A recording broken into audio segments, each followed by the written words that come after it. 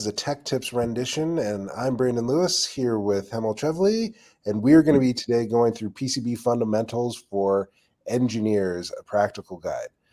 Before we get started, I want to go through a few housekeeping items.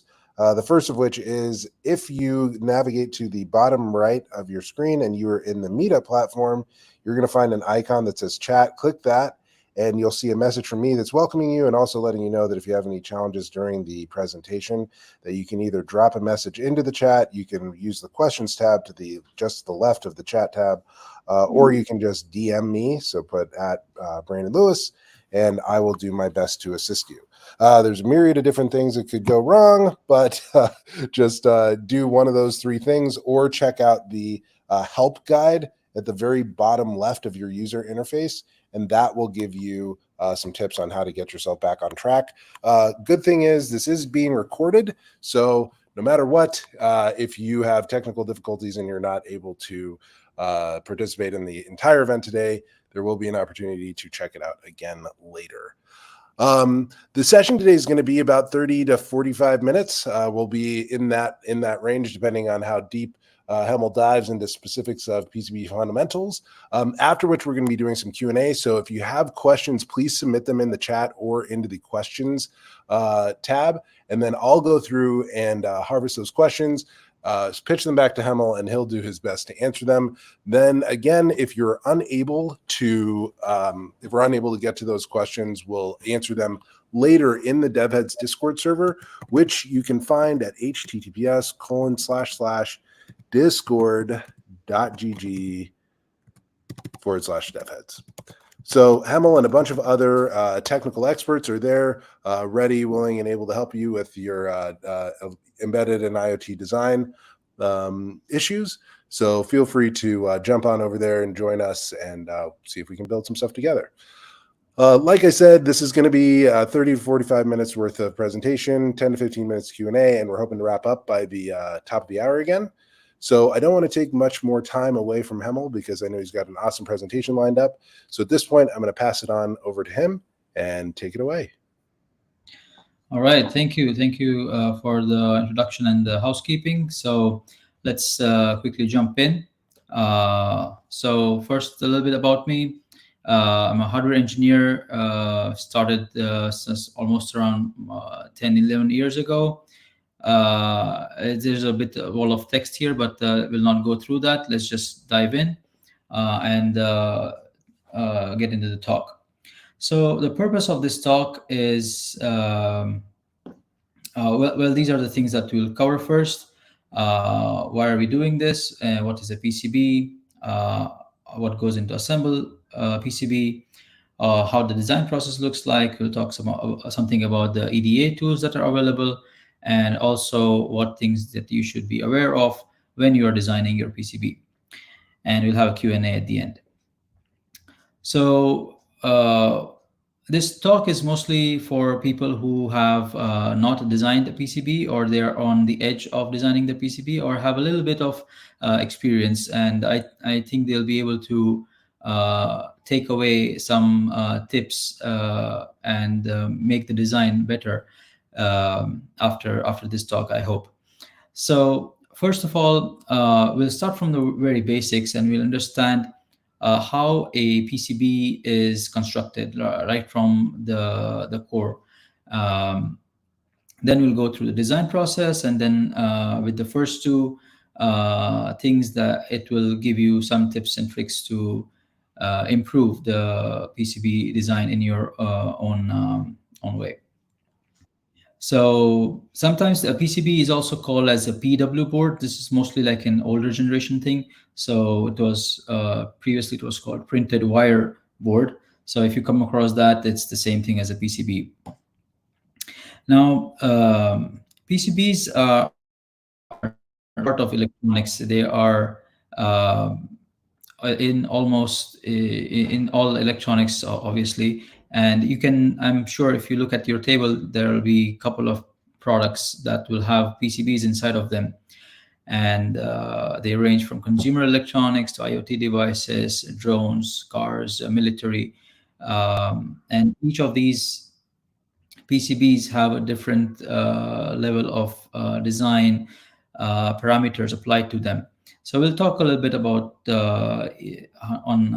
how these specifications come into play, and let's start with our PCB. So when we say a PCB, it usually looks something like this. Now, this particular board is an open source board from a company called Olimex, and the name of this board is, if I'm not wrong, it's a Pico 2 XXL.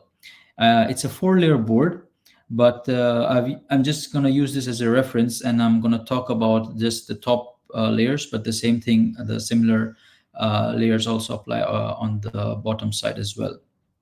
So basically, it's like the PCB, like a rigid board, and you have components glued on top of it, and there are some wires running from point to point, and which connects all the components together, and they do some sort of a function. And there are various types of components that you can put on a PCB. Of course, you have your microcontrollers, your main ICs.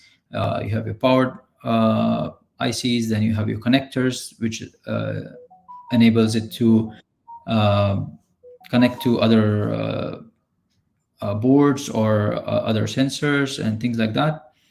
And the next is, first we'll look at the base of the PCB. So PCB it's on the very core, it's called a substrate. So this is what is like the backbone of the PCB. This is what holds the whole PCB together, and it is in 98 to 99% of use cases, it is made of fiberglass. So you have these fiberglass weaves, which are then put on top of each other, and then they are glued with epoxy. So, and when they dry, it becomes a very hard board. And this weave, there are these special type of weaves. They have these different names called 1080, 2113, and others as such. That defines how finely or how tightly the weaves is knitted. So here is an example of the fiberglass weave. This is like a microscopic image of the PCB. So all the white parts that see that is crisscrossing are the fiberglass filaments, and the empty part is basically filled up by the epoxy. So now, the higher the number, the more tighter the weave, and this weave comes into play when you are designing more complex board, which needs impedance control capabilities. So those would be like if you have Ethernet on your board, if you have a PCI Express, USB 3, those kind of interfaces, then you need to know which type of weave you're going to use, and it will also affect how you design your board. And when we're talking about the substrate, a very important parameter we also need to look into is called TG, which is the also called as glass transition temperature. And this is the temperature at which this fiberglass becomes rubbery or becomes elastic, so that it might sag or it might delaminate. Now, you need to understand that these substrate is made up of these layers upon layers of this crisscross pattern on top of each other. So whenever a heat is applied, the expansion happens a lot more in the Z direction than in the X and Y, because in X and Y you already have these filaments that are holding itself together. But when you increase the temperature, there's high chance of delamination. So in your PCB, you need to also take into consideration what is the thermal, what are the thermals of your PCB, in what environment it would be. So based on that, there are different materials which has a different it's called T sub G. So there are different temperatures. So if you have an application where you have a higher thermal cycle, so where the PCB goes from hot to cold, and that happens repeatedly, or it just stays very warm. Maybe it's in an automotive environment, or in some place where it's a lot of heat is present. In those places, you need to be careful about this parameter. And coming to the weave, the tighter the weave, the dielectric is constant across the surface. And there are also epoxies and fiberglass which can change the dielectric constant of the substrate.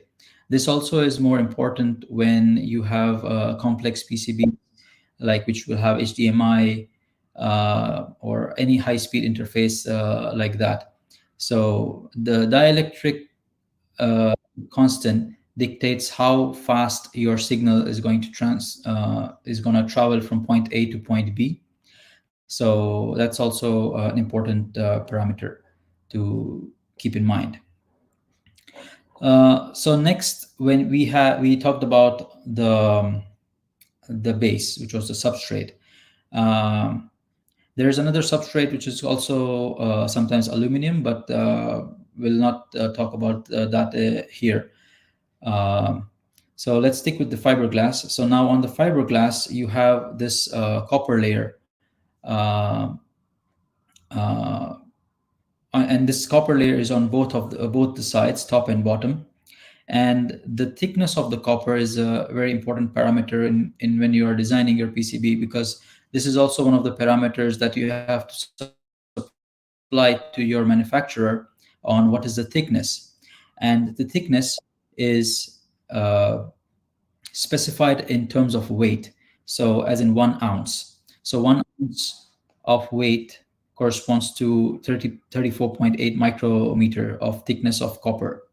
Now, how does this translate is, if you have 1 ounce of copper and you have a surface area of 1 square foot, and you melt that copper over that area, the thickness you get is this 34.8 micrometer.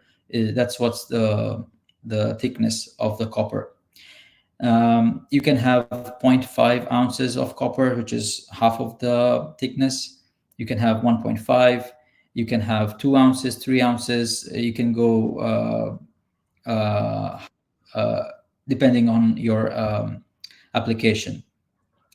In the next slide, we're going to see a PCB that you don't usually see. So this one is a 20-ounce copper PCB. So you can see that these traces are really, really thick. And this one I found, it's a part of a circuit that goes in the F1 cars that's going to carry about 150 amperes of current. So because the current carrying capacity the requirement is so high, you need to have such high ounce PCB. And also you need to have the substrate as well. You need to have a proper substrate so it doesn't melt. So in the next step of our PCB, so we are actually building the PCB from the ground up. So we had the substrate, then we put the copper on top, and then next is we remove the copper. So there is a selective copper removal that is happening. And this is called on the left side is what you see on your CAD package. This one is from KiCad. So the red part is the places where the copper will be there on the board. So when you get the board physically, where the red parts are, that's where the copper will be placed. And this is called an artwork because it comes from it carries on from the previous legacy manufacturing techniques, where they were literally drawing the PCBs and putting it on like a drawing board, and then using techniques to remove the copper. So this artwork is removed by the manufacturer. the parts where you see black is where the copper is removed, and the remaining part is what we see. Now, on top of this, you see we have another layer called the solder mask. This again is on the top and the bottom as well. So you have a top solder and a bottom solder mask. This layer is a little different from the previous one, as in this is the negative of the where the solder mask will be. So wherever you see the purple is where the solder mask will be absent. So all the holes, the places where the IC pins are, that's the place where the solder mask will not be applied to. And you get them in different colors. So these days, previously it was just a standard green color. So that's where we are used to seeing PCBs as green color PCBs. But nowadays you can get like red, black, blue, even transparent, and yeah, various colors are available.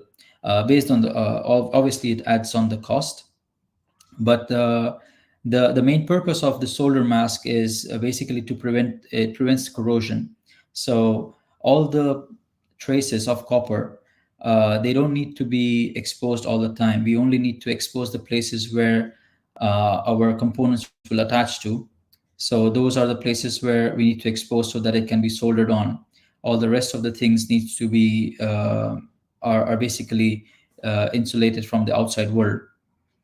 And you can also make some cutouts in the solder mask to make some logos. So wherever you have the logo, that's the place where the solder mask would be absent, and you will have the whatever is underneath. If it's just fiberglass, you will see the fiberglass. If it's copper, you will see the raw copper underneath it.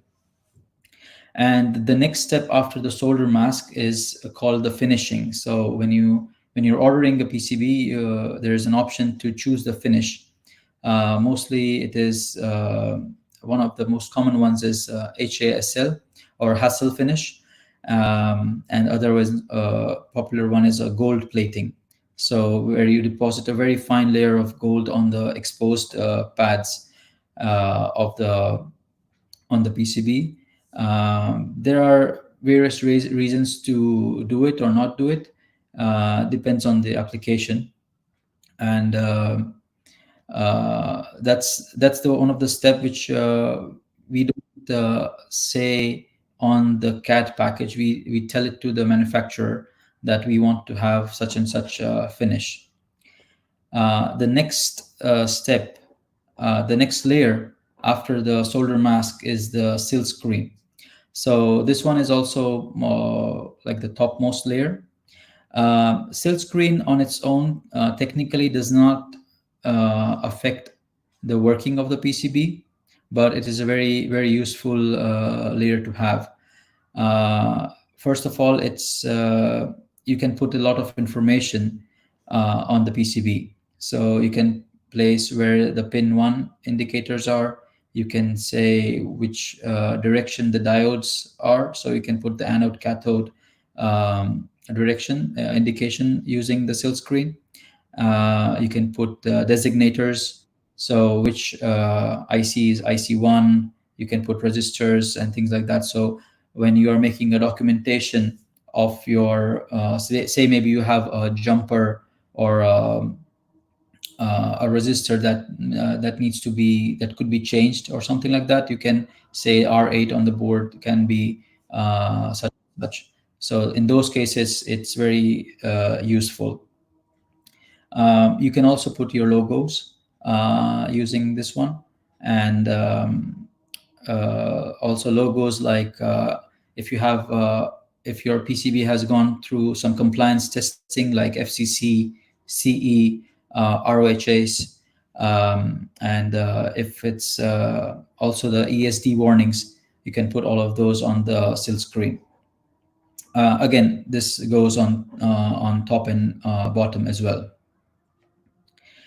The next layer that we see on our CAD package is the solder paste. So the solder paste is a part of the layer which is used for assembly. and this is where it indicates where the solder paste, like um, usually you see solder wire, but there is these paste available, which is like very fine grains of solder balls in a rosin, and they are spread on the PCB. So this is used for making the stencil. It's part of the assembly process. So it tells you can have the stencil manufactured. So that stencil would be based on this layer in your CAD package. And there are some other layers as well called adhesive layers. So in some rare cases where you have certain big components that need to be glued to the board because they are so heavy, you can have those as well. So you can mark all the places where you need the glue to be. Moving on, then the final step is the assembled PCB. So once you have the solder applied to all the pads, you put in the components, you heat it up, and then you have the finished PCB.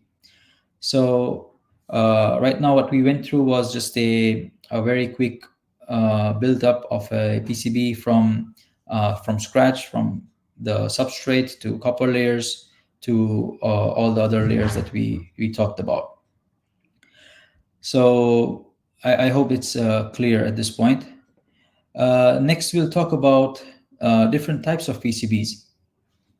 So based on the amount of copper layers, the first one is called a single-sided PCB. So it just has copper on one side and there is no copper on the other side. So in this case, you can only put components on one side of the board, and you can solder also on one side of the board. This is mostly used in very low cost. It's very low cost and used in cheap toys, some very high volume components like tube light ballasts PCB. Some SMPS also uses the single-sided PCB because they are made in a huge volume.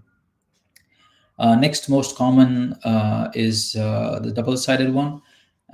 So it has copper on top and the bottom as well. So you can, in theory, put components on both the sides, which you shouldn't do in most of the cases, but if you want to, you can. Then you can have more layers on this. So you have this core of double-sided PCB. Then you can put a layer of insulator on top and bottom, and then put another layer of copper on each side. So that makes it 4 layers. So the number of layer goes in multiples of 2. So you can go from 4 to 8 or even 16, 32, 64 layers, 128 layers. It depends on the complexity of the board. And these all PCBs, they fall into the category of rigid PCBs, meaning that the core is a solid piece of fiberglass. Next is called flexible PCBs. So these are used for making things like flexible wires, or FPC cables as they are called. I've also designed some antennas, like a coil antenna for as a flex PCB. And in terms of making the flex PCB and the rigid PCB, there is no change in your design process. It's same as how you design your rigid PCB, but you need to specify to your manufacturer, and you'll have to have some added document layers when you're making the flexible PCB. So those are the 2 most common types. And the third type is a rare one, and is one of the most, not the most, but more on the more expensive side. Is called a rigid flex PCB. So you have a single piece of your circuit, and parts of it is flexible and parts of it is rigid. So these are to be used only in places where your space requirements are very, very rigid. So you need to fit in a lot of electronics in a very tight space. That's the place where you would use these rigid flex PCBs. Then I mentioned before, roughly a couple of slides ago, regarding aluminum backed PCBs. So they use aluminum as a part of the substrate. This one is used mostly where your thermals are very high, thermal load is very high. So in those cases, you want to use this kind of PCB. Then you have the as the rigid PCB, but in this PCB you have usually 4 or more layers, and you have a very tight tolerances on how thick the traces are and what is the spacing between those traces. So this is just an overview of different types of PCB that are available. Okay, so next we'll talk about the design process on the overview. So we'll talk very briefly about the schematic capture. We'll talk a bit more about the layout and how the fabrication, assembly, and testing goes on. So in schematic, it's very important. I mean, this could be a separate talk on its own on what are the best practices for schematic design. Basically, what I follow the approach is I break down the project into its subcomponents. Like, how would you do, like, if you have a code, you don't want everything in the main file. So you would split your file into different files and have functions. Similarly, in PCB design also, you can have different functional blocks like an SD card, a USB connector, a DC-DC converter, and these blocks become your sort of like your reference, so that in future when you want to use an SD card, you can just grab that file and then put it into your new project, and then have the connectors and the signals onto your main microcontroller. And the last thing I want to add is the schematic should have a flow to it, meaning it should read like a book. So signals usually should go from left to right and from top to bottom. It's not always the case, but if that's the flow, that's easy to read. But again, as I said, this could be a separate topic on its own as well. Next, we'll talk a little bit about the layout. So when we say about layout, we immediately think of routing, like putting traces and connecting things together. That's actually the last step in the layout step. The first step is you need to have your MCAD requirements. MCAD means mechanical requirements, because most of the time, if your board is not a development board, it will usually go in some sort of an enclosure. So you need to have the dimensions of those enclosure and what is the area that is allotted to the PCB, and what are the cutouts. So you could have some USB-C connector, you could have an Ethernet connector. So based on that, you need to put those connectors in place where the mechanical design has the cutouts for it. So you need to get those first. Then the second one is you need to get these design rules set in.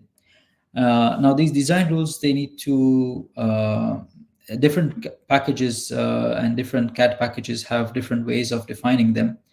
Here in the screenshot, I've shown how the design rules are implemented in KiCad. So it will tell you on what is the minimum trace width that is allowed by the package, what is the spacing between the two traces is allowed. So these rules, first you need to get it from your fabricator. Say your fabricator can do 4 mil of 4 mil thick trace, and the spacing between them can also be, let's say, 5 mils. So in your design rules, your CAD package is basically a drawing program. So if you ask it to draw 1 mil line, it will draw a 1 mil line. But if you send this to your manufacturer, he won't be able to make it, and he'll ask you to redesign your PCB. So it's always a good practice to get your design rules from your fabricator, and also add some tolerance on top of it. So, for example, if the minimum your manufacturer can do is 4 mil thick trace, you should probably put a design of, let's say, 6 mil trace. So you have some breathing room over there. So we don't want to go to the extreme, because that they might charge some extra if you're going to the extreme level. And this also goes for the via size. You need to know what is the minimum via size, and what is needed. Another thing is, when you are doing your layout, is the grid. So when you're in your CAD package, usually it's good practice to stay in one domain. Either you go metric or imperial. I usually go with metric. So whenever I change my grid, it's usually between different grid size between in the metric system. So I don't mix and match imperial and metric. So that's just a good practice which I follow. In schematics, I think it's imperial, but on the PCB side, it's a metric system. Then the big part comes is the placement. Placement is one of the most important overlooked aspect of PCB design. So thanks to the mechanical requirements, all the connectors and those locations are fixed. So there's no way around it. You have to use those. But when you're placing your components, you need to first place them in a smart way. You need to visualize how the traces will flow, how the power will be delivered to the components. Because if you just put your IC components and start laying out, it will be the last one trace will take the most of the time, because by the end you are on your last trace and you have not done your placement correctly.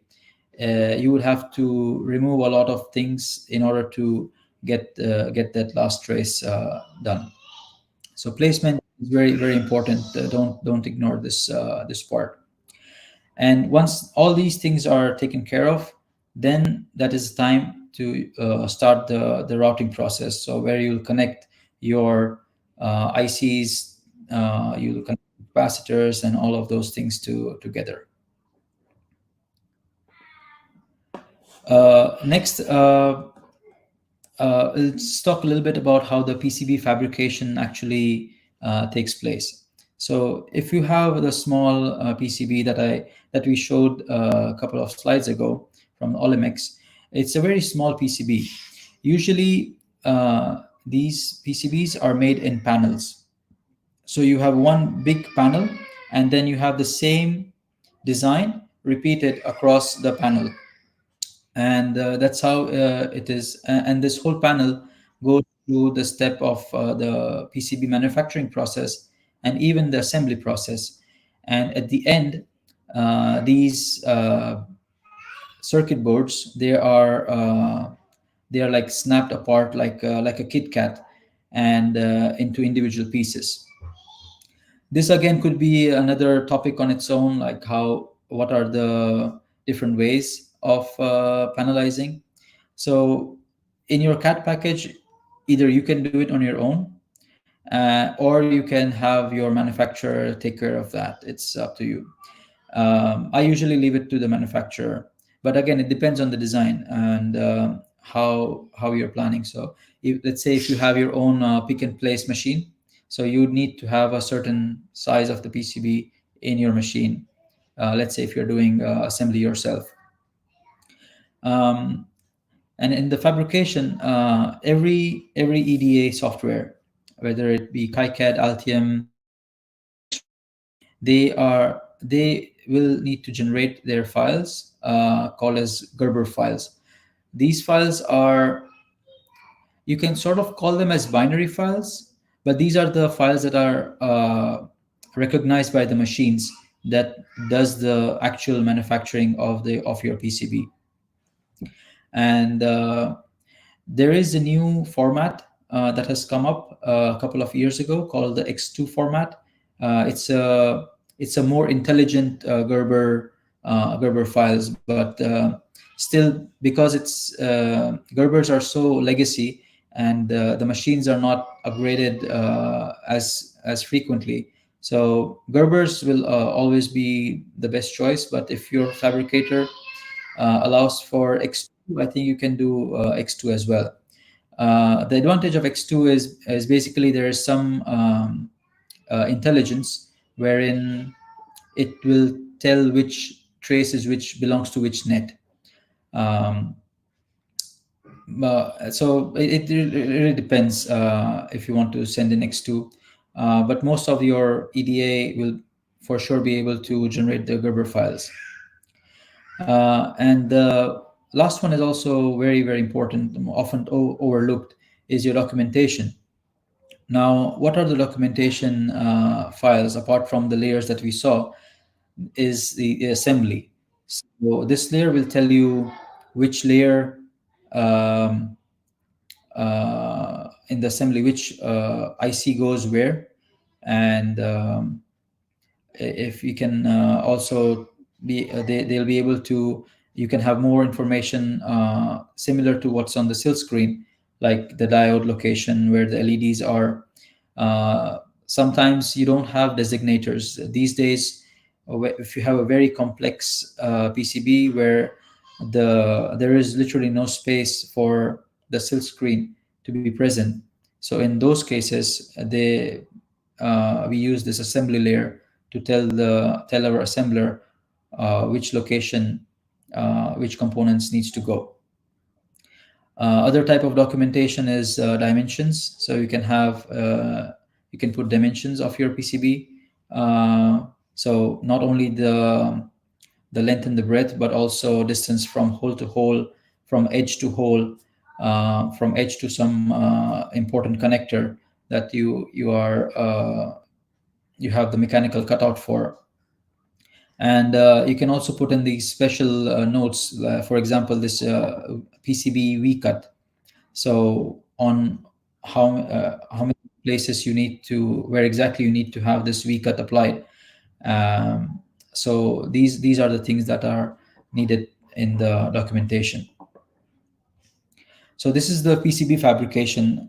And next is where we'll put in the components on the PCB. So let's say we have our panel of PCB done. The next step is assembly. So in assembly, again, there are a couple of things that we can discuss. First is the type of component technology that you are planning to use. Most common one is through-hole and SMD. Previously, it was mostly through-hole, but there has been, in last couple of years, it have been like a steady shift to SMD components, because that's how things get smaller. So as the name says, it's a SMD, surface mount device. This devices directly go on the surface, and there is no need to drill holes in the PCB. That also again saves on the cost and the time to manufacture. And then you have through hole. So it's the where you have components, and then you have to insert with leads and solder on the other side, and cut the leads and solder on the other side. You can also have a mix of these two, but in general practice is components should be on just on one side of the board. So it's usually called the component side, and or top side is called the component side.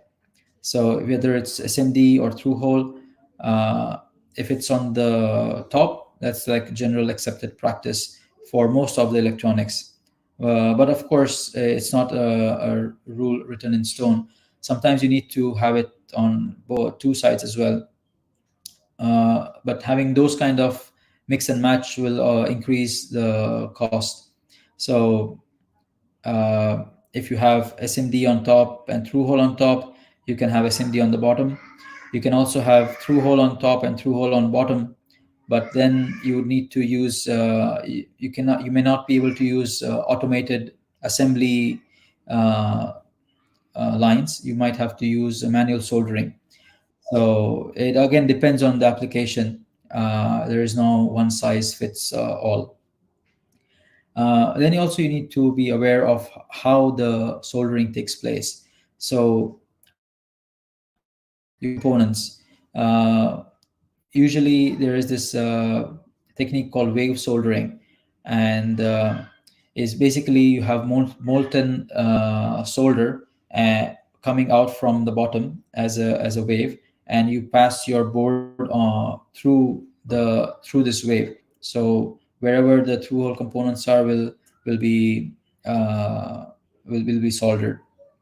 Now imagine if you have the same, you have some SMD components on the bottom, then you will not be able to use this technique, because if you pass your board through a wave of solder, all the SMD components will get washed away. Um, then the SMD components are manufactured. First, you have to put the solder paste on your PCB. Then you put the components, and then you put it in the oven.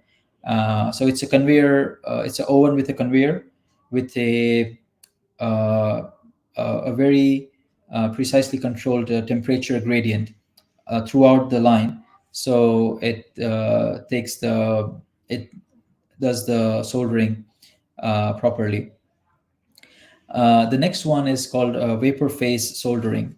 This one is not commonly used, but it's one of the very how can I say? It's a more useful for a uniform soldering across the PCB. So in the vapor phase soldering is you have a liquid, which is a special liquid that is boiled, and you have the vapor of that liquid, which is at the temperature of where the soldering occurs. So you dip your board not in the liquid, but just in the vapor of that liquid, and that vapor will cover all the board, and it will very gently heat up the board and solder the components, and then you pull it out. You can solidify the solder. So that's some notes on the assembly. Next, we're going to talk about some EDA tools that are available. These are one of the most popular ones. The KiCad it's been there for many years, a couple of decades, and the first version I used was version 3, I think back in 2010 or something, and since then it has grown tremendously, and it has become one of the very competitive to the commercial softwares like Altium Designer. And so Altium is definitely up from KiCad. It has some features that make your life easier. And Cadence Allegro is another high-level EDA tool that has a lot of a lot of features which are even not present in Altium Designer. And of course, the cost of Altium is high, in a couple of thousands of dollars per year, while Cadence Electric goes into like hundreds of thousands of dollars per year. So mostly if you are designing server boards and things like that, you would go with the Cadence Allegro. I think we are getting a bit short on time. We need to wrap things up a bit fast. So this one is we'll talk about the key considerations on the electric when you're designing your PCB. So the three main one is your electrical, your mechanical, and your thermal. I think we've talked most about them, but we'll just go through them fairly quickly. First is electrical. So first is the component selection. So which technology you're going to go with, surface mount or through hole. Then if it's surface mount, what's the tolerance you're going to use? So if you have resistors that are 5% tolerance, you have 1% tolerance. So it depends on the application on how you want to go about it. Next is the trace and space. So after you have confirmed your fabricator limits, then you need to see your design limits. So how much current you're gonna flow through a trace. If it's a signal layer, if it's a signal, or if it's a power trace, and how much current is so there is this tool called Saturn PCB. It's a free tool. I would recommend everyone who is designing PCB to use this, and it has so many calculators. It will be take too long to go through each one of them, but there are really good resources there. So you can set your via size, you can have your trace thickness, and also based on the copper thickness of the trace. Other rules that you need to also make sure is of your differential pairs. If you're doing a high-speed USB, Ethernet, or any of those, they have a specific characteristic impedance. Again, a bit not the scope of this talk, but something you need to take care of. So yeah, I think the standard compliance. You also need to know if your PCB is going to go, if you're going to need some standards. So, for example, if it has 230 volts mains AC on it, you cannot have traces very close to each other. There are standards that tell you it needs to be X distance apart. So you need to follow those in your design. Again, it depends on FCC if there are so many standards available. Next is the mechanical. I think we've talked about it. So your PCB, of course, has to conform to the mechanical dimensions of the enclosure. You need to know what type of hole do you want. You want a non-plated through hole or a plated through hole, and it really depends whether the enclosure is a metal enclosure. Do you want your PCB to be grounded to that, and things like that. Also, it could be a snap fit PCB. So you need to make sure that area where the snap is, that's clear of the components. You don't have anything over there, and your connector cutouts.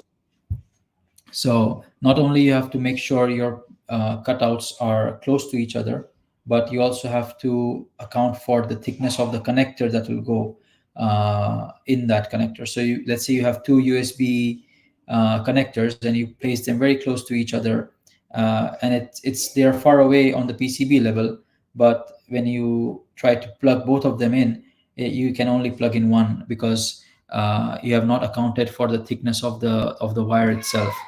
So that's a big thing to consider.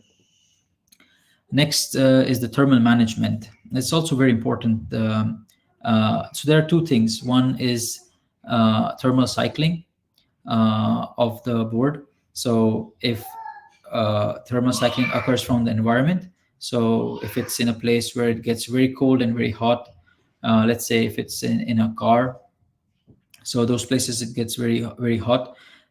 Second is how much heat does your PCB generates on its own. So some of them are like linear power supplies, switching inductors, drivers, resistors. These all generate a heat, and you need to make sure all the other things, your trace thickness is enough, and the rise in temperature is not as much as it might malfunction. Each IC has its own specification in the data sheet on how much is the maximum temperature it can go through. Next is some pitfalls that you need to take care of is you need to check the DRC. So each CAD has their own DRC, so it just checks if you have made any errors. Next is component tombstoning. This is when you're assembling these small components, they go from sitting to upright. It becomes like a tombstone. So it means you have a lot of copper on one side and very less copper on the other side. If you don't have optimal placement, like we discussed before, if your impedance is mismatch, length mismatch, those are the things you need to take care of. Best practices, again, you need to you don't do that, and then you have the best practices. So when you are designing, you also think about the rework and repairing. So let's say if there is some IC and that's right next to a plastic connector, and if you want to repair it, you have to rework that. And if you blow hot air on the IC, it might also melt the plastic connector. That might do more work than just changing the IC. You might have to change the connector as well. Then I would recommend to make your own footprints as you go along. I wouldn't recommend downloading from SnapEDA or Ultra Librarian, or from, if your CAD package already has some footprints. For small footprints, it might be okay, but it's always good to make your own from the data sheet of your IC which you're using. Next, very important, is you need to route your board yourself. There have been auto routers since a long time now. Now they are called by a different name, like AI stuff and things like that. But they don't have the context of the design requirements as you do. So it's always a good practice to route the boards yourself. Also have protection circuits like fuses, fail safes, so that if you have like a short circuit in your PCB, the whole PCB doesn't get burned up. And sometimes if you have some part of the circuit which you're not sure that might not work or might not work, have some ways of bypassing those. So you could put like solder jumpers on the power traces for those circuits assembly. Let's say there's an ADC, which I'm not sure whether it'll work or not, or some motor driver that I might use, but if it doesn't work, then I can use the rest of the PCB for some other functions and things like that. So you could always use these kind of techniques. Next is peer review. If you don't have any peers to review, you can always put your design on DevHat's Discord. So me and there are other designers who can take a look and give some tips on improving the design. Putting a layer window. So this is useful when you're having multi-layer boards. So if you have like 4 layers, so you put like a small window. So if you shine your PCB through light, you can actually see the layers, and you put numbers in them, so you can see. Because sometimes if you have designed as the layers as 1, 2, 3, 4, but the manufacturer might flip those and you have 1, 3, 2, 4. So that will mess up your design a lot. PCB prototyping is if once you have your design ready, there are 2 ways you can make it. One is you make everything. So you get your copper board, a single-sided or double-sided. Then you use chemicals and toner transfer methods and things like that. I really don't recommend it doing these days, because the cost of manufacturing PCB by these rapid prototyping services has dropped substantially. It just doesn't make sense to waste your time, and you get better professionally made PCBs at the cost, almost the same cost that would cost you to make DIY PCBs. So if you're curious, go ahead. But if you really want to make PCBs, I think it's just go with some PCB fabs from China. There are a lot. Last one, I think we're coming to an end, is just the PCB testing. So there are two levels of testing. One is just testing of the PCB, where the manufacturer, before it sends it to you, it will just test point to point where the connectivity should be present. So that's called a flying probe test. And the next one is called once you have the board assembled and everything is on the PCB, then you do a functional test. So this is what part you have to do on your own. And one of the other best practices I forgot to mention is to put test points on your PCB. So again, test points, testing a PCB, separate topics on its own. But it's important to test your PCBs before for all the make sure it's functional in all the, and it is doing what it's required to do.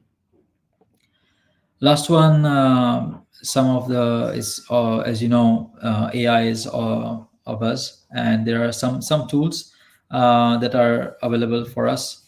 I haven't used any of them. I'm not endorsing them, but just to be aware, there are like KD is mostly after you have designed it, make sure your design is going to work and everything. Circuit Mind is mostly when you are useful for that. Flux AI, I think it helps with mostly, it's like an EDA on its own, but with some added AI features. And GTEx is like, it's a new way of designing PCBs. It's basically you design your PCBs with writing code in VS Code. I haven't used it, but it sounds interesting. So I think, yeah, I'm sorry. I think I went a bit longer than Don't I should have. apologize. Don't apologize. Yeah, It was great.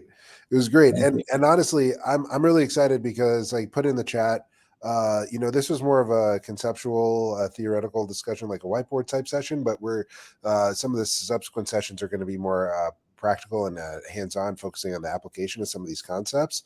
So what we'll do over time is we'll jump down into some of these topics a little bit more in depth, like testing and assembly. I think that it's going to be that, like Hemel mentioned a couple of times, like there are parts of this that could have been presentations all in and of themselves. So when it's warranted, we'll definitely take a closer look at some of them. But now that we've got a couple of minutes left, there are some questions here that I'd like to see if you can contribute to. The first one here is from Michael Mohab. What's the most important best practice according to your experience? Like if you're getting started out, or let's say that you're trying to, take something to commercial design, where's the place that you would spend your time and focus your energies? Yeah, I think it's a very broad question, but you would. I'm a firm believer in learning by doing. So definitely design the first PCB. It will be bad. Mine was, but that's how we learn. And look at all these open source projects, one from Olimex. So they have like a lot of complex board, like 6 or 8 layer boards as well, all open source. Just load them in KiCad and see how they are doing it. And take inspiration from those. But yeah, just start. I think that's the best practice to do it. For sure. Question here about Gerber files. What's the format of Gerber files? I think it's mostly text, but it's not like human readable. It's human readable, but it will be very difficult to read. It's like how a step format is. It is text, so you can open in your text viewer. But these files, they have these extensions like GTL, GTO. So it's like, so GTL, let's say, is Gerber top layer. GTO is Gerber top overlay, or the silk screen. So yeah, these are the I think they are not PDFs for sure.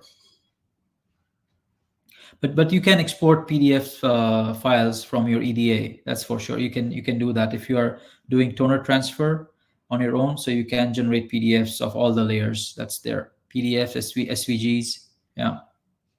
Great.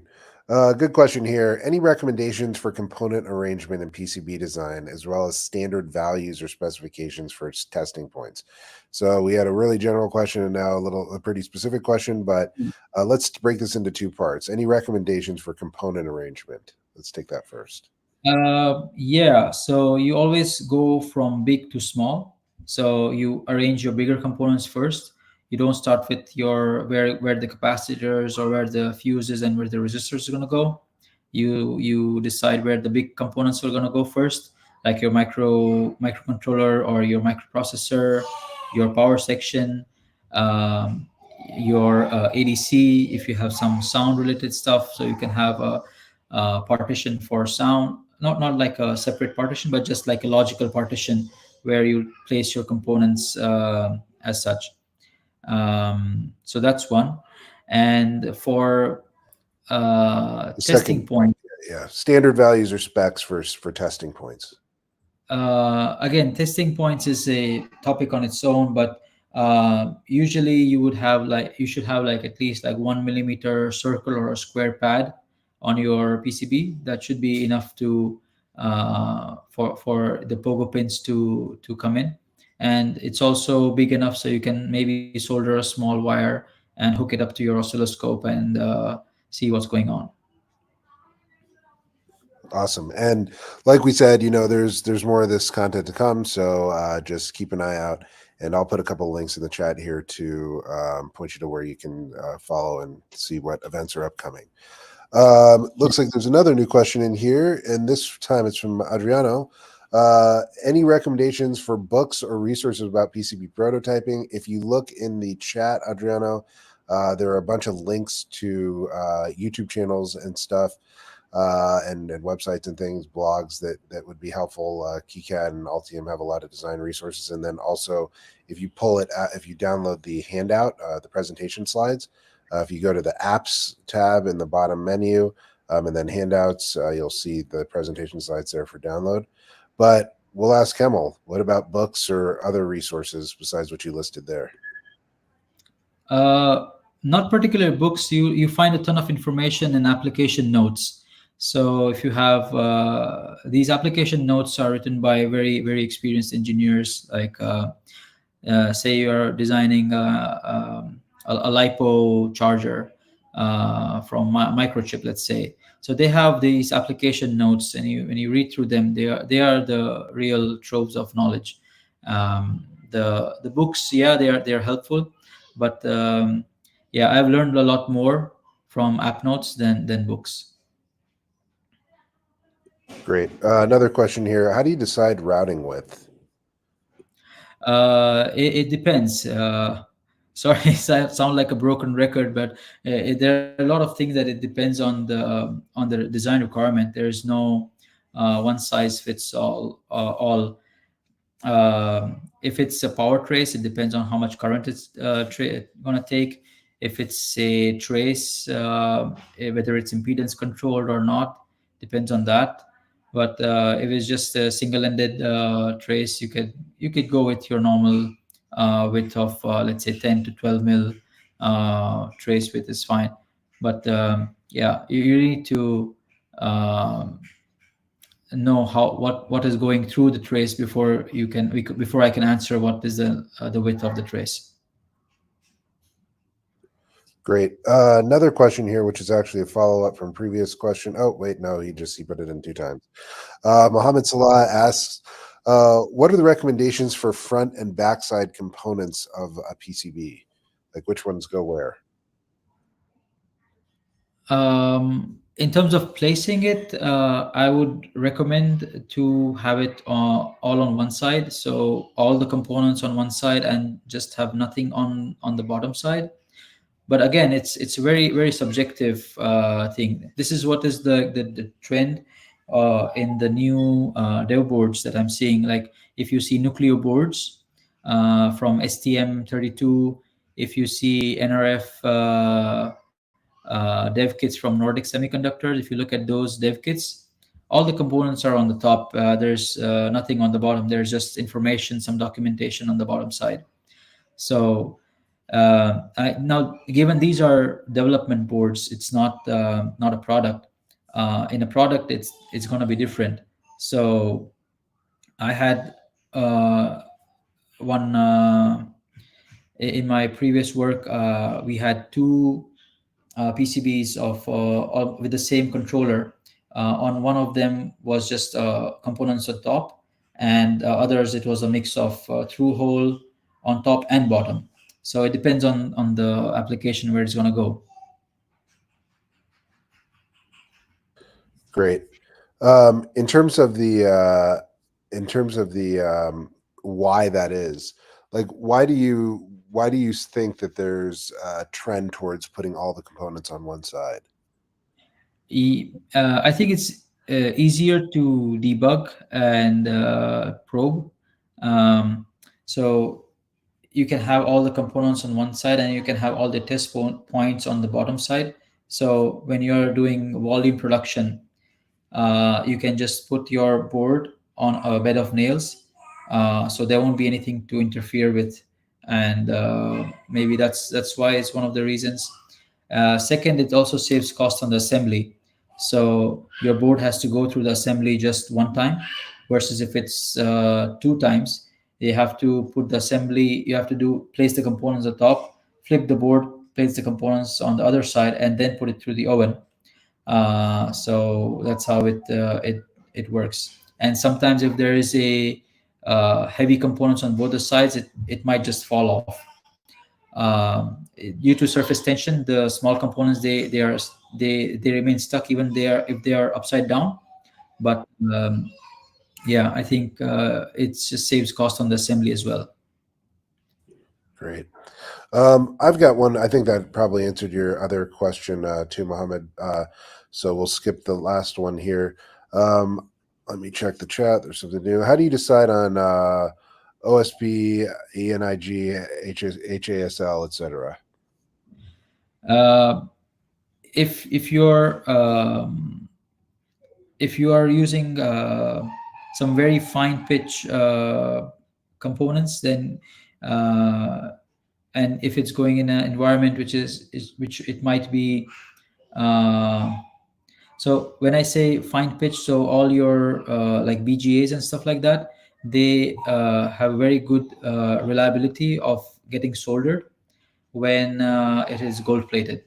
If it is HSL, it's it's okay for most of the cases. But if you are using like BGAs and very fine pitch components, I would recommend to go with gold plated ones.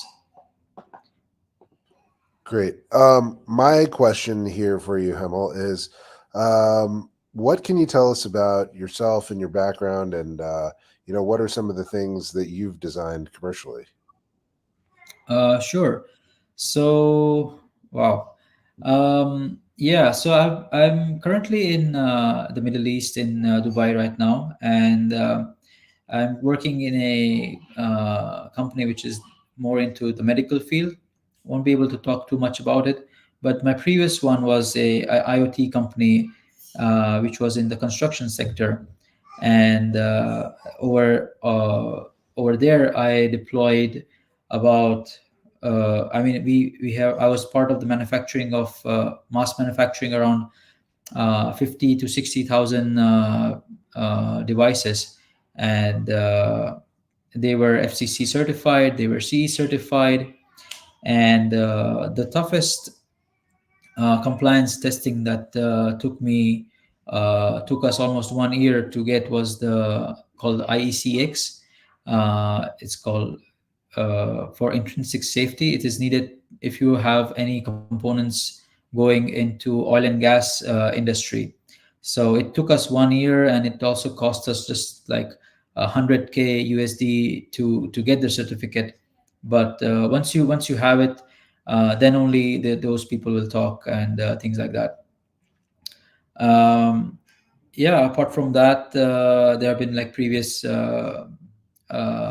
small projects. There were some commercial consumer electronics things, like some toy PCBs. So I designed for a company. There was a small toy. Then I also made one badge for DEF CON a couple of years ago. So that was also fun. So yeah, mostly I'm a PCB designer. I also dabble into other things like Blender for 3D visualization and things like that. So yeah. Awesome. That's great. Well, we're really fortunate to have you, Hemel. We're really glad you're part of the community, and really looking forward to doing more educational content like this moving forward, and then also getting our hands dirty and building some stuff. So I think all this will be really fun. And we want to thank everybody who's in the audience for attending today and contributing some of these awesome questions. I just dropped a chat that has more information about where you can go to see some of the upcoming sessions. We've got a a calendar drop date coming up in the next couple of days for all of February. So you'll see a bunch of the sessions we got lined up there. And then also some contact information for me and Hamel. Oops, my contact information didn't make it in there somehow, but I'll put that in here. Contact information for me and Hemel.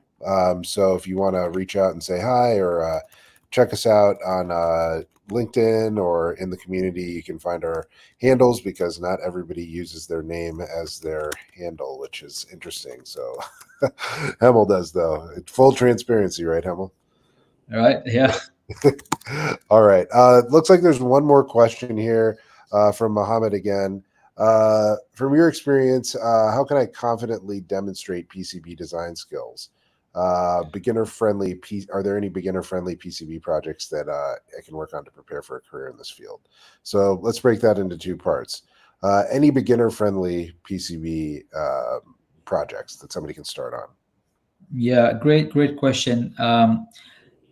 Beginner friendly would be your run-of-the-mill Arduino boards. So you could start designing some shields for those. So you have your Arduino board, and then you can make a shield on top of it with some functionality, a couple of LEDs, maybe some connectors, some sensors. That could be a good start. And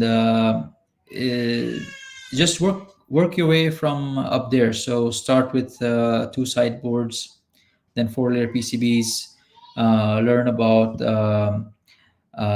grounding techniques, return paths. I think that we probably need to do another session which goes even deeper in these high-speed stuff. So yeah, just go in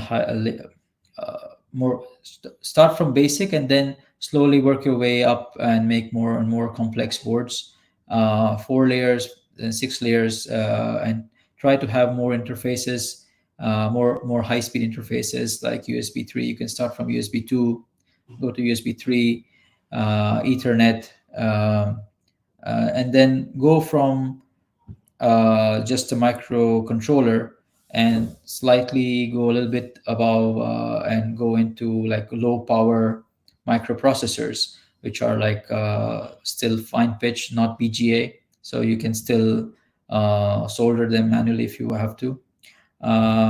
Soldering also is a good skill to have. You need to definitely have it. You should be able to solder small components, SMD components, 06, 03, 06, 08, and 04, 02 components. I'm unfortunately a bit old, so I have to use a microscope for doing that. But yeah, those are some of the things I think you might need to do. Yeah. Or a telescope sometimes, depending. Yeah. Right. The one thing I want to ask here in a different way of what Mohammed asked, and this will be the last question, is in terms of he said, how can I confidently demonstrate my PCB design skills? And I think another way of asking that might be, if you were going in to apply for a job, you're going in for a job interview, like what level of PCB design would you have wanted to achieve? Or it sounds like he's just starting out. Like what type of board would you want to have been able to design going into that interview? I think make your own dev board. That's one of the a good starting point, because when you make your own dev board, you have to bring up the board. So let's just say the basic Arduino board, Atmel 328 chip. Make your dev board, and no need to have it as the same form factor, but then you will go deeper into the data sheet, see what kind of crystal it needs to have it running, what kind of power requirements it needs, and then how you have to burn the bootloader for it to function as an Arduino board. So that's I think one way to start, and you will make mistakes. My first PCB didn't work. My second barely worked. So it's not that you're gonna get it right the first time. We even at this stage, after maybe like 10 years of designing PCBs, just mistakes are still made. So it's a part of a learning process, and the important thing is not to make the same mistake twice. So learn from the mistakes and go step by step. I think that would be a good place. Yeah. That's awesome. Well, thanks so much. I skipped over the resources slide. I mean, it's here and you can download it. And I also put a bunch of this stuff into the chat. So hopefully you're not missing anything. But great outro slide here from Hemel. Used to imagine circuit boards were tiny futuristic cities. Anything you want to add on that? You might still sometimes. Yeah.